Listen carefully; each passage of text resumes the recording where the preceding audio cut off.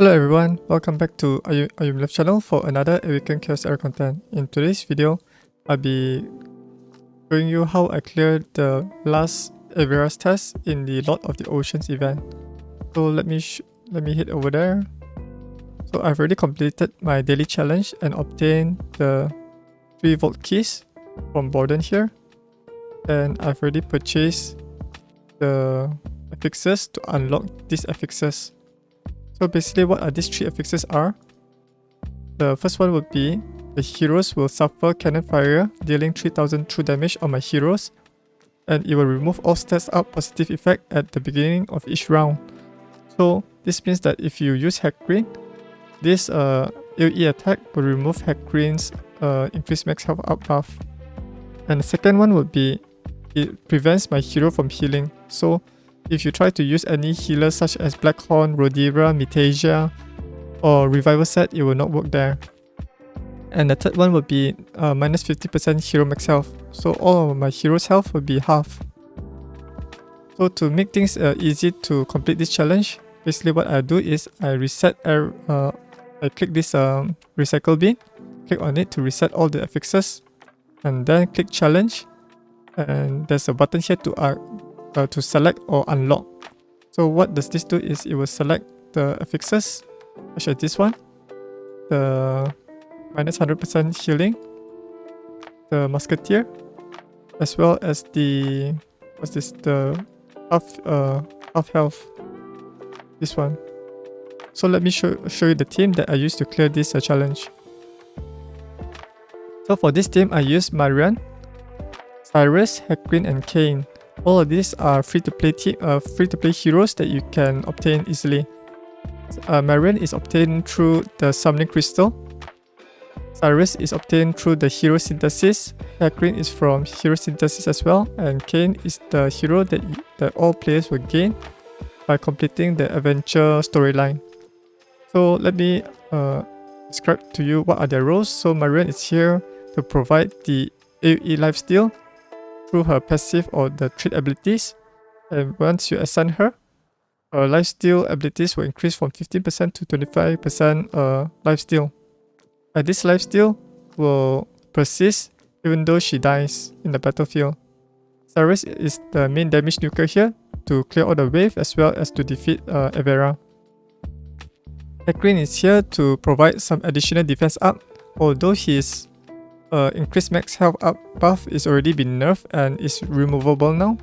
However, he's still useful here to provide some additional defense so that Cyrus can tank the damage for the first early rounds before she's able to put up the ability immunity through her special ability there, the chain dance. And finally we have Kayn. Kayn is here to decrease the damage taken of all the allies by 20% once he is fully ascended, the second ascension. And he's here to just help out to reduce the damage. And no need to worry about him, he will receive 0 damage if his health is below 50% from when taking damage from his allies. He's useful here for the early wave so that Cyrus can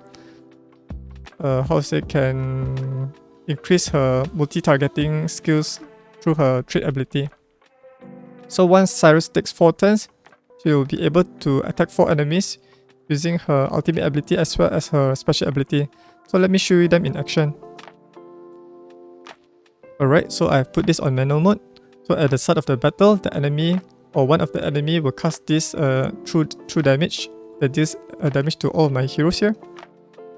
So what I'll do is I'll cast this Shield of Mercy on Cyrus to protect her. She's the main hero to defeat the enemy.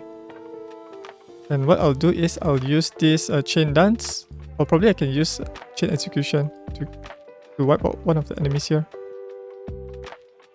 Alright. So basically what I'll do is I'll just use the totemic charge.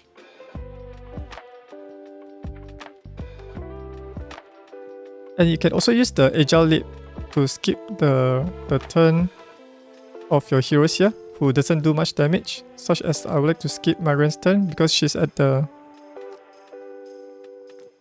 Since my Kayn will be the last and all these enemies will do their attack, so I want to prevent further damage to my heroes, I'll use Agile Leap to skip Marian's turn to give her turn to Cyrus. So once that's done, I'll use the Chain Dance to knock out these two enemies here. And also gain this ability immunity buff on herself. Alright, so we are now on wave 2. So let's take out the enemy here. Her basic attack will not have the increased multi-targeting, only applicable for her special and ultimate abilities.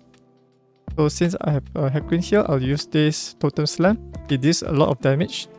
And since Cyrus does not do much damage on water enemies, I'll use Hegrin instead. And for now, basically, I could use this Bitter Redemption on Marian. Or let's say I apply this on Kayn to reduce the damage he takes. Let's try that.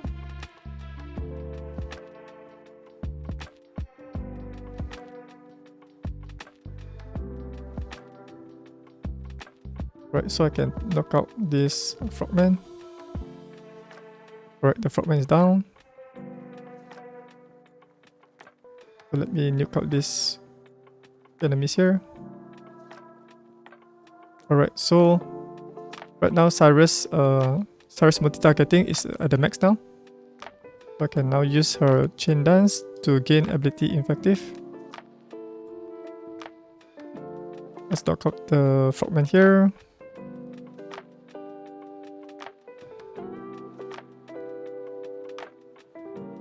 Defense down. Let's put some defense down on this frogman so we can do more damage to him. Alright, we've cleared this one.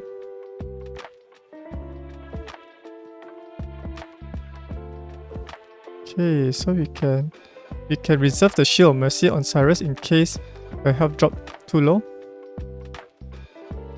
So let me refresh my...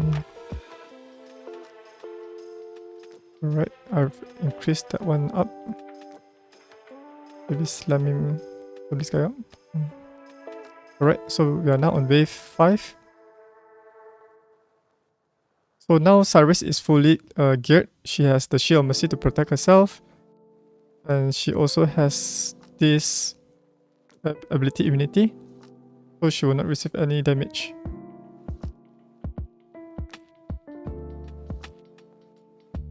Okay. Now we can use this one, Chain of Dance.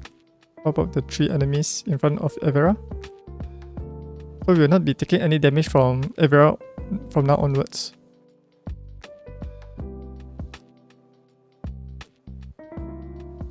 The good thing about Evera is she has bonus attack which can easily remove all of the ability immunity there.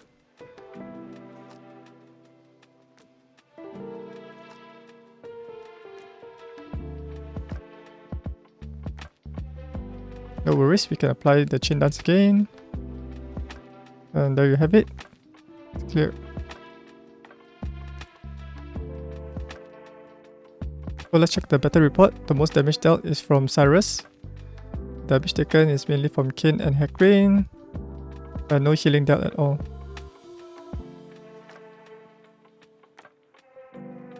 Alright, so there you have it. That's how I complete this challenge. So let me claim the 100 lucky shillings from the last Evera's test.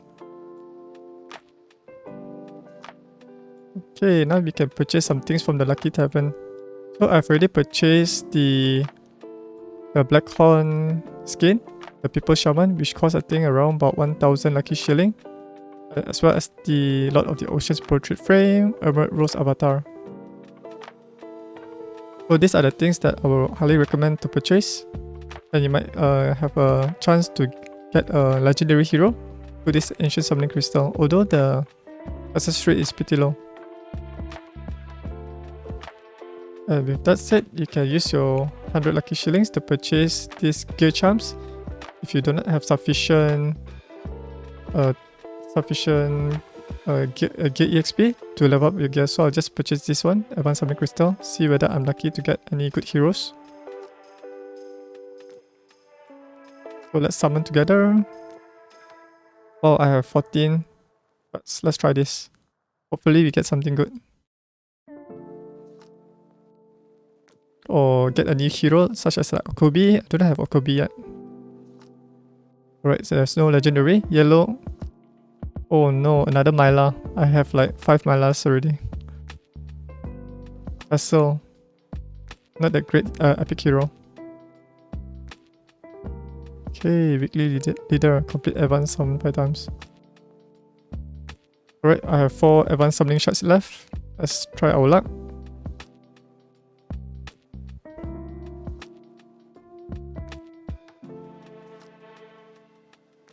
Alright, so it's the 3rd summon.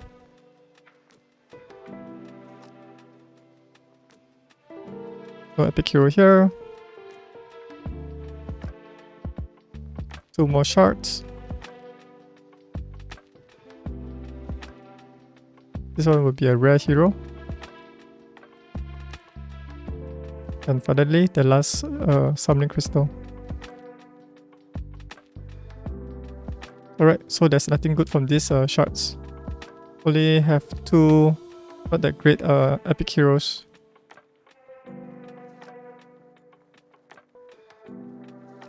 Right, before I end this video, let me show you the gears and stats on each hero that I use to clear the Evera's test, challenge, or Affixes 7. So this is the first hero in my team, Cyrus. And she's the main damage dealer to clear the Evera's minions and the boss. So here are her total stats: 4000 attack, 181 speed, 100% critical rate, and 255% critical damage. The most important stat to prioritize for your attacker will be attack, critical rate, and critical damage. Her base speed is quite fast, so if you equip her with just like Raider set, you can easily get this 181 speed above 161 so that you can go before the enemies. The reason why she is so good is because of her special ability, the Chain Dance, which allows her to gain 1 stack of ability immunity that prevents her from receiving any negative effect or any damage taken. And this is her Chain Disable trait. So once you ascend her twice, you'll be able to target 1 additional target and can attack up to 4 enemies. So you will need her to go at least 4 rounds to enable her special abilities, the Chain Dance, as well as the Chain Execution ultimate ability to be able to attack 4 enemies in each wave, or each wave. And these are her gears, basically a broken set with 1 complete set for the Terra set. So let me quickly go through the equipment. This is the weapon, helmet, the chest plate, attack boots. You do not need her to have a speed boots because her base speed is quite fast. This is the critical ring, and lastly the attack necklace. Her glyphs and abilities are all maxed out. So the second hero on my team would be Hegrin. He's there to provide the additional defense to all of his allies, so to ensure Cyrus survive throughout the first 2 waves. And this can be done through his Ancient Guardian trait, where it grants a team-wide of defense bonus equal to 20% of this character's defense rating. So if you are able to get him to Ascension 2, then you can unlock this 20%. And although he's not useful for his totemic charge because the Musketeer charge will remove this max health up, however, you can rely on this Ancient Guardian trait to ensure that Cyrus survived the first 2 waves. And here are his total stats: 19,000 health, 3,300 defense, 142 speed, and 100% focus to taunt enemies. And these are his gears. He's equipped in a revival set that helps him restore 10% of his health. However, during the challenge prevents my heroes from healing themselves, so revival set does not help him that much. You can stack as high amount of defense on him, and preferable Vanguard set, because Vanguard set will provide additional 15% more defenses. So this is the weapon, helmet, chest plate, defense boots, health ring, and a defense necklace. His glyphs and abilities are all maxed out here. The third hero I have on my team is Kayn. He's there to provide damage mitigation because he has a special trait here called Bear's Greed, which absorbs 20% of the damage taken by an ally. And if this character starts a turn with less than 50% health, they absorb 100% less damage. I think this trait description is not so accurate. It basically means that Kayn will absorb 100% less damage. So if Kayn's health drops below 50%, and when he begins the turn, whenever his allies takes damage, those 20% damage that is mitigated to him is not deducted to his health. That is basically what it means. And apart from that, he's there to do some damage against the enemies who are water element. Those water element enemies are a great threat to Cyrus because she is unable to deal damage to them. To deal a high amount of damage to them because they have the ability to deflect those attacks. And he has a useful skill, Boulder Throw Ultimate Ability, which grants himself a shield so that he can sustain himself for the first 2 or first 3 waves to help Cyrus on the way to the boss. Alright, so here are his total stats. 22,000 health, 1,700 defense. The speed is quite slow, 111 speed. And 59% focus. Here are his gears. Basically, he's equipped in a Terra set and Revival set. So this is the weapon, helmet, chestplate, health boots, defense ring, and a health necklace. His glyphs and abilities are all maxed out. And finally, the main highlight of this team is Marian.